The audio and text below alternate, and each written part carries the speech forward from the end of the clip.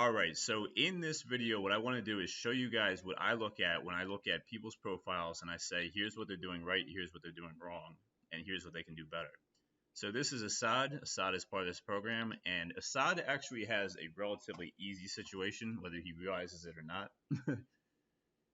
And his situation is that he's given big results with Amazon FBA. I do believe he's brought a brand to 40 million or something like that, and that's obviously a huge number, and it establishes crazy authority.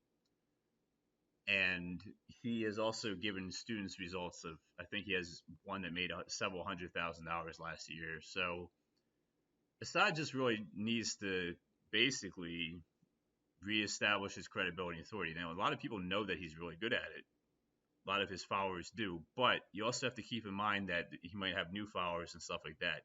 And what I'm seeing right now when I look at his timeline, this is what I look at. I look at people's timeline, I look at their content and their engagement. Is I'm seeing things that are, some of these things are insightful. You can say maybe a little shit posting. Shit posting is not a bad thing per se. It really shows you, shows people, the personal side of you. So, that kind of stuff, that's good, but there's too much of that and not enough Amazon FBA talk. So it's good to, well, in his case, what he really wants to do is essentially start doing that again, really get the Amazon FBA talk going again. I believe he has a few threads on Amazon FBA. I can't find them for some reason, but I do believe he told me that he put out a few. So I don't know. But either way, whether he did it or not, that's really where he wants to get started. Just put out some Amazon FBA content, really, and talk about why it's so good in 2020. Talk about people's pain points with e-commerce and talk about why Amazon FBA is such a great opportunity. Really prime them, really hype them up to make some to make some money from Amazon FBA. And it doesn't need to be everything you talk about. Remember, pick a few themes and just make Amazon FBA one of your subjects. I would make it your main subject because it's what you're selling, but it doesn't need to be everything. You don't need to bore yourself by only talking about Amazon FBA, but make it something where you're starting to hype them up, where you're starting to show them that anybody can do it, or maybe not anybody, but anybody who's interested, given whatever credentials are required. Let them know who it's for. Really reestablish your credibility. Get those testimonials. You should have testimonials that you just sprinkle in every so often. Just establish yourself as the FBA guy, and people are going to see that. And the people who know him for it already, that's great. But there's also people that haven't been following him as long and don't really know his reputation. He just needs to reestablish his credibility. So content-wise, that's what I'm really looking for from Asad right now. You can see this poll where he says, are you interested in learning Amazon FBA in 2021 or 2020 or whatever, like today basically? And the vast majority say yes. What does that tell you? That tells you that a huge chunk of his audience is primed and ready for Amazon FBA. And like I said, is literally, look at these. Absolutely 100%. Let's get some, blah, blah, blah. Lead me. Look at these responses. They're great. And he said, let's go deeper here. What's your biggest challenges and goals with FBA? Like I said, like I told you guys, go deeper with your digging, right? And, only a few responses. Ideally you get a few more, but that's not a big deal. I would actually make a poll out of this and just talk about the most common pain points, like don't know where to get started, or I don't know where to find a product or supplier, whatever the biggest challenges tend to be, right? Make that a poll, because polls are much easier to participate in. People will click on a poll as opposed to having to type out an answer. So that's kind of what you want to do. So really, what I would do is really dig deeper with polls, see what the biggest challenges are, and get an idea of like what they want to see from his courses, and he does have a few. So a few things to notice here. Just going back to his content, like you can see something like this. This is good for being relatable, and you can get people who followed you because this went wide and something like this. Um, but what you really want to do is start focusing more on Amazon FBA. It doesn't mean you can't tweet like this. I tell people don't get boring. Don't only talk about one thing. It makes you way too one dimensional. So just reestablish credibility and start your messaging. Really get those testimonials out there. Show people who Amazon's FBA is good for. Tell them why it's so good in 2020. Especially if you can somehow relate it to the coronavirus and how that's fucked things up. It's golden right now. It just has to be truthful, obviously, but it has to be, yeah, it has to be truthful, and it has to be, it has to start telling people that it's such a great method, because some of these people might already be sold on Amazon FBA, but you also want to sell people who aren't 100% sold on Amazon FBA yet, and you want to sell them on the method of Amazon FBA, and then you sell them on you and why you're so good. So going back to Assad's profile real quick, it's good to have a really good uh, profile. I mean, this isn't bad. It tells people what he's about. But to separate yourself further, Mr. Assad, what I would do, instead of make money, say in a sentence or two what you've accomplished FBA wise, and made ring $40 million. I believe that's what your profile used to say. So there's really no reason not to have that again. And that just helps people understand how authoritative you are before you even start, or before they even start to look at your timeline to decide if they want to follow you. So it does usually help convert more people when they get on your Twitter timeline. And yeah. All right, so Asad does have an email link here, which is really good. It's right in his bio. Now the thing about this is it's very simple. You don't always need to have, in fact, I would say you should not have a super complex landing page in the vast majority of cases. There's really no need to go too crazy. But I would do a landing page a little bit more involved in this. I would say specifically what it's about, and why it's different. So learn exactly what you need to make money. I would just add, some authority and credibility to that. Add even sometimes you can even add testimonials. I mean, especially below like the fold. So when you do a landing page, there's what they call above the fold and below the fold. When people sign up, you want them to have the ability to sign up right there, and you have like a headline. Now the headline's not horrible, but I would say something more about Amazon FBA. Maybe just follow what I said about the profile guidelines on Twitter, and do something like that. So just so you understand the psychology of this, people who are following Assad for a while probably don't need to be persuaded to sign up for his email list on the email page itself, because let's just say you've been following Assad for 2 weeks and you hear people say he's great at Amazon FBA. You have the social proof going, he's got some testimonials, and he's saying things that persuade you that Amazon FBA is an interesting thing to at least learn about. And then that person signs up and says, okay, sounds like a good idea. It doesn't really matter what the landing page looks like to them. But there are some people who will look at this and be like, oh, I don't know, it looks kind of stupid, or just kind of turns them off aesthetically. There are people who are persuaded by that, right?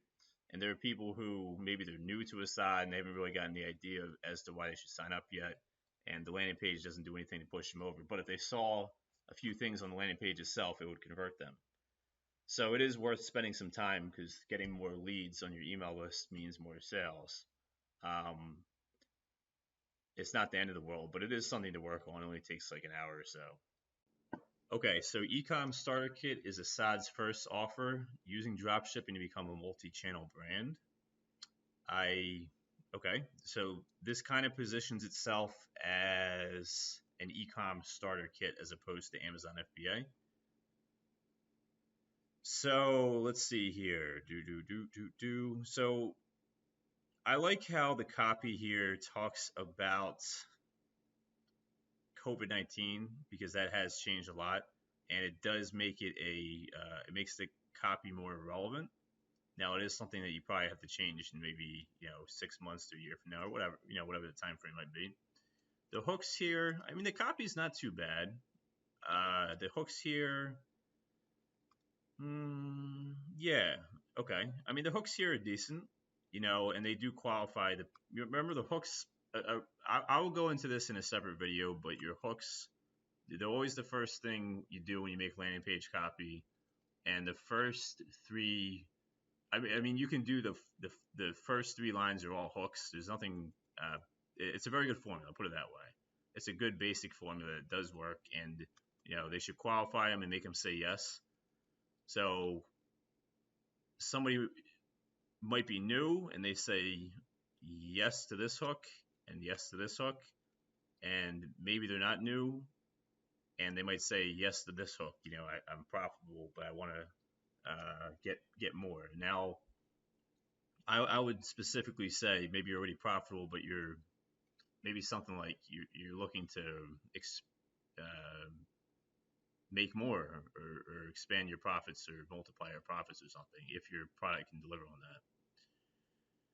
that. So another thing that Asad did was he took my advice on the landing page background. So this is kind of a side note, but what you guys want to understand is this was originally a black background with white text, and that's a hard thing on the eyes. And I've read that studies say that the conversion rate drops by approximately half, I should say, when you have that. And I can believe it because it's harder on the eyes. So you want the white background, the black text. Overall, what I would do is add more social proof more than anything else here. Now, the copy could be better. I mean, it really takes a more complex breakdown, which I'm not going to do right now. But it's still it's not too bad. It really isn't. It's pretty good copy overall. But I would definitely include more social proof testimonials. Talk about people who have used this successfully and go from there. And I do like this promise here. Make your first 10K, or basically like the mission statement. It's called a quantitative end result, and it's really something you want for all your courses. If you can say this is the exact result that you can expect if you follow this, it tends to do a lot better because people really want the result. They don't want the product. Nobody really wants the product. They always want the result. So you always want to say, here's the result that you're going to get, and this is why this product is so good, and this is why it's worked for other people. All right, so Asad's second program, Amazon Academy, and the start to finish guide on creating a brand and launching on Amazon. I know that some of the text is cut off in this video, but it is what it is, whatever. So the issue here is it's a $500 course and there's no landing page copy whatsoever. Landing page copy, look, you don't need to go nuts with copy. If you're not the world's best copywriter, it's okay. You don't need you don't need a 50-page long landing page, all right? But I would definitely have more than this, and at the very least, social proof, a few hooks, just write the basics, a few hooks, talk about what their main pain points are, and start talking about why your course is the solution to all their problems, and then you introduce the testimonials, and then at least have like an FAQ about the course and what it's about, stuff like that. It doesn't usually take that long to do something like that.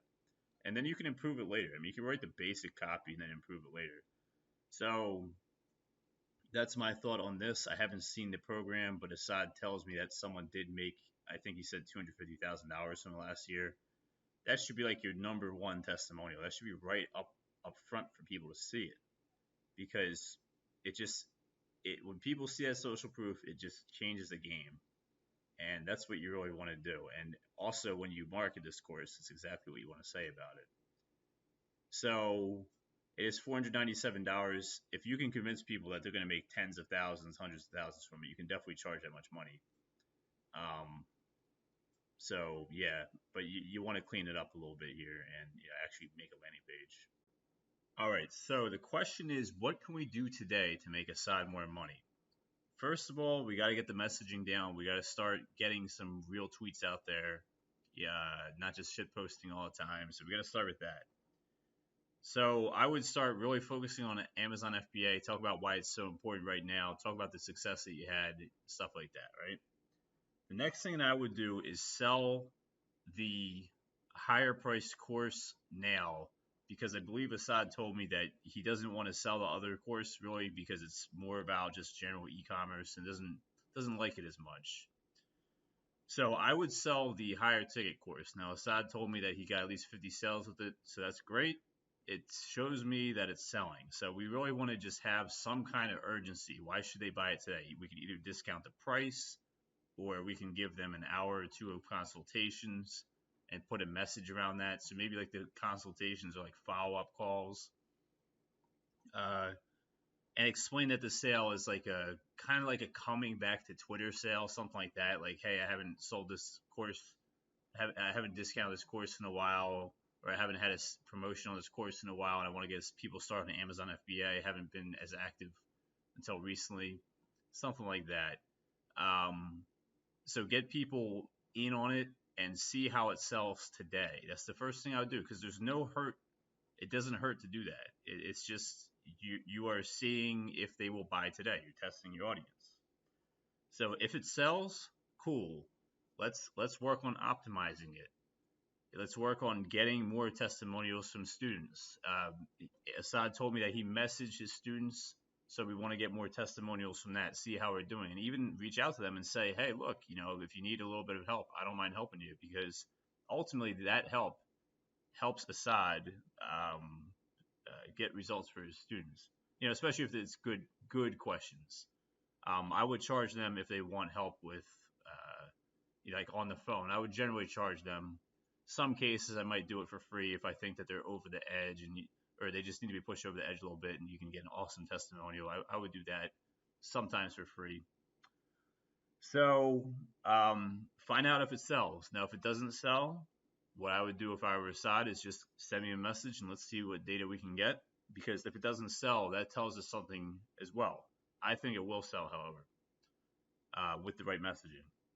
So another thing to consider is there are probably people in Asad's audience right now who might want the lower ticket product, and maybe you could reposition your course, because I did see that it says the first 100, or it did say the first 10K, and maybe we could reposition that as the first 100K, while you can make a lower ticket product for maybe make this for $30, and this just teaches them the very basics. Now, is that 100% necessary? No, it actually isn't. But it might be a good option just to funnel them in, because some people, they want that lower ticket product, and then they see success with that, and then you position your course as the all-in-one guide that will take them to the next level. That's when that's a natural upsell to a funnel, or in a funnel, I should say. And you could sell that with an email funnel, or you could load it into ClickFunnels or something like that.